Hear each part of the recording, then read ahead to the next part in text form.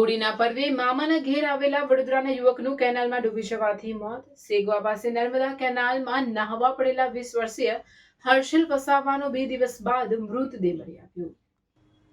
મળતી માહિતી મુજબ વડોદરા શહેરના વાઘોડિયા રોડ વિસ્તારમાં રહેતા હર્ષિલ મહેશ વસાવા હોળીનો તહેવાર ઉજવવા માટે શિનોર તાલુકાના મોટા કરાડા ગામે પોતાના સગાના ઘરે આવ્યા હતા. તારીખ 1 માર્ચ 2026 રોજ સેગવા ગામ નજીકથી પસાર થતી નર્મદા કેનાલના ગેટ પાસે હર્ષિલના કપડાં અને મોબાઈલ ફોન મળી આવ્યા હતા, જેને પગલે પરિવારજનોએ કેનાલમાં ડૂબી જવાની આશંકા વ્યક્ત કરી હતી.